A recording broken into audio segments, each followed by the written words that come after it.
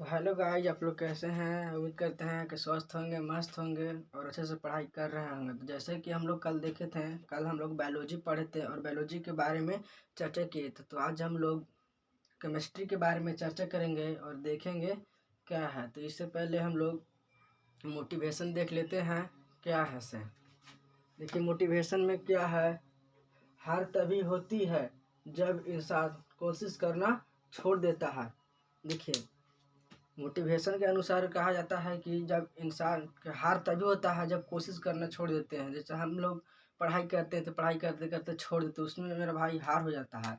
और हम लोग जिद और जुनून के साथ पढ़ते हैं तो हम लोग कुछ जरूर कर लेते हैं, इसे बोलते हैं इसमें जीत हो गया है।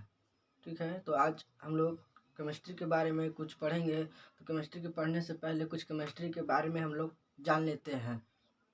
हम लोग अब केमिस्ट्री के बारे में कुछ जान लेते हैं, बेसिक चीज जान लेते हैं पहले। तो चलिए देखते हैं।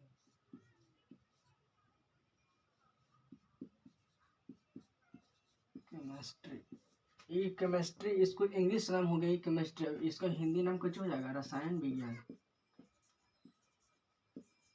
रसायन विज्ञान कुछ हो गया रसायन विज्ञान, ये इसका हो गया हिंदी नाम और ये हो गया इसका इंग्लिश नाम। इसको बोलते हैं केमिस्ट्री और इसको हिंदी में बोलेंगे रसायन विज्ञान। ठीक है, तो ये रसायन विज्ञान दो प्रकार से होता है। कैसे होता है? दो प्रकार से मिलकर बना है। पहला देखिए रसायन, पहले देखिए दो प्रकार से होता है, रस जोड़ आयन हो जाएगा रसायन। तो रस का मतलब क्या होता है? रस का मतलब देखिए, रस का मतलब हो गया द्रव्य, कुछ हो गया द्रव्य। आयन का मतलब कुछ हो जाएगा, आयन के मतलब अध्ययन, आयन का मतलब कुछ हो जाएगा अध्ययन, कुछ हो जाएगा अध्ययन। ठीक है, तो हम लोग इस चैप्टर में पढ़ना है हमारे परिवेश के पदार्थ। तो हम लोग इसमें पदार्थ के बारे में चर्चा करेंगे। किस चीज़ के बारे में चर्चा करेंगे? पदार्थ के बारे में चर्चा करेंगे। तो हम लोग द्रव्य के अध्ययन पढ़ेंगे, द्रव्य के अध्ययन के बारे में भी चर्चा करेंगे, द्रव्य के अध्ययन के बारे में भी चर्चा करेंगे हम लोग। ठीक है, तो हम लोग पढ़ना हम लोग के पदार्थ के बारे में हम लोग कुछ जानकारी ले लेते हैं। पदार्थ, जिसको पदार्थ को हम लोग इंग्लिश में कुछ बोलेंगे मेटर, कुछ बोलेंगे मेटर, मेटर। ठीक है, इसको पदार्थ में बोलेंगे। वो वाला मेटर नहीं, जैसे लड़ाई झगड़ा हो जाता है, कहते हैं तेरे से तो मेटर हो जाएगा, ज़्यादा मत बोल, वो मेटर नहीं, ये मेटर है, पदार्थ वाला मेटर। ठीक है, इसको हम मेटर बोलेंगे पदार्थ इंग्लिश में। तो हम लोग पदार्थ किसको बोलेंगे? जैसे कि दुनिया पर जितना भी चीज वस्तु है उसको हम पदार्थ बोल सकते हैं। जैसे ये मार्कर है तो ये पदार्थ है। क्या है? पदार्थ है। पदार्थ हम किसको बोलेंगे? जो कोई वस्तु स्थान घेरे, जिसमें द्रव्यमान हो एवं अवरोध उत्पन्न करे, आयतन हो, उसके हम पदार्थ बोलते हैं। कैसे बोलते हैं? पदार्थ बोलते हैं। तो चलिए हम लोग पदार्थ के डिफिनेशन देखते हैं।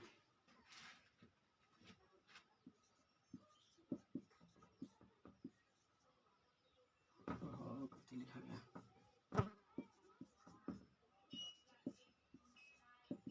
देखिए पदार्थ, इसका इंग्लिश में हो जाएगा मेटर। बार बार बोल रहे हैं, याद रखिएगा। मेटर होता है मीटर। देखिए पदार्थ किसको बोलते हैं? जो कोई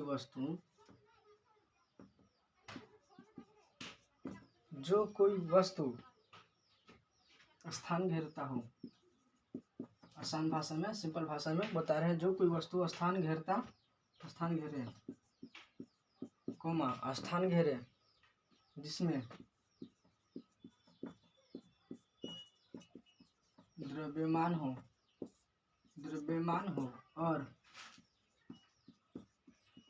अवरोध उत्पन्न करता हो। क्या करता हो? अवरोध उत्पन्न करता हो।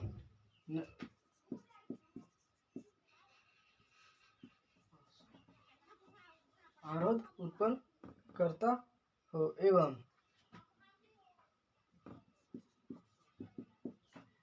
भार हो तो उसे हम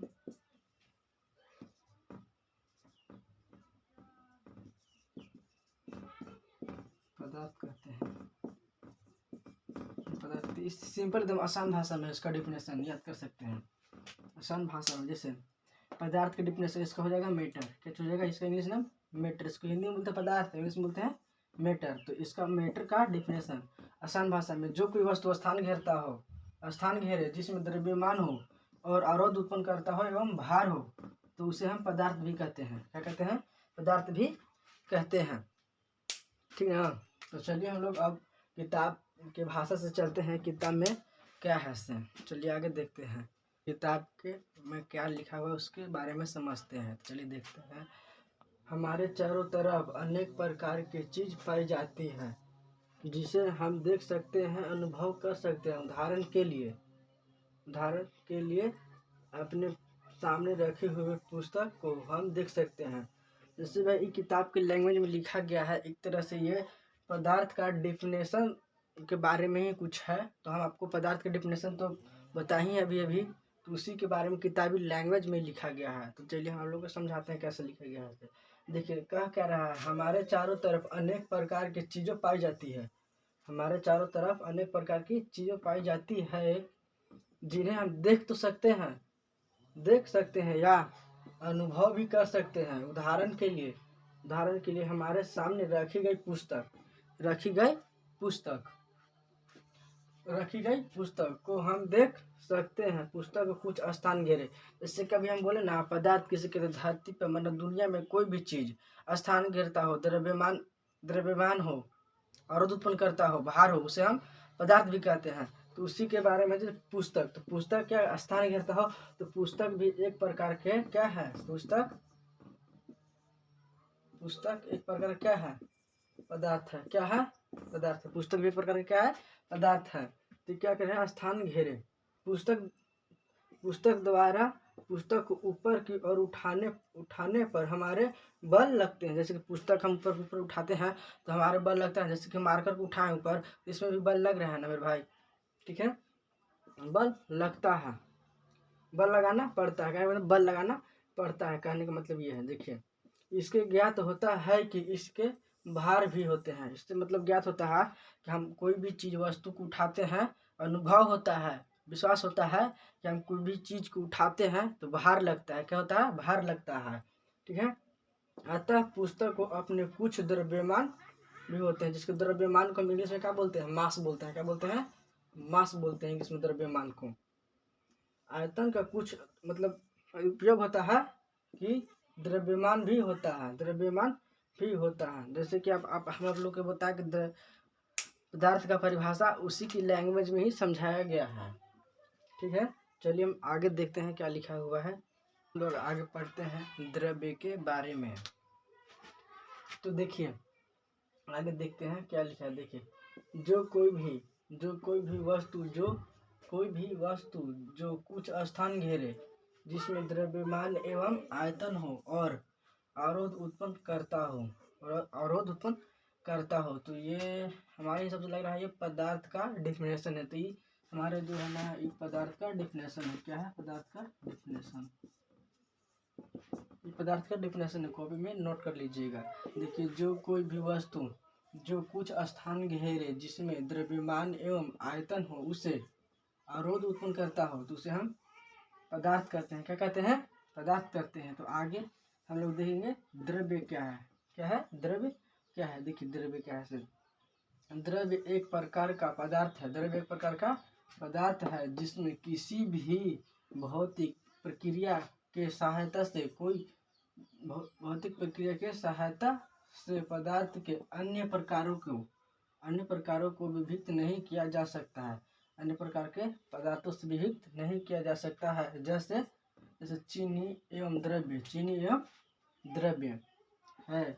जल में विलयन चीनी, जैसे कि बोला जाए जल में विलयन, जैसे शरबत घोरते हैं तो चीनी जल में डालते हैं, विलयन कैसे हो जाता है? ठीक ना? जल में घुली चीनी एवं वाष्पकर्षण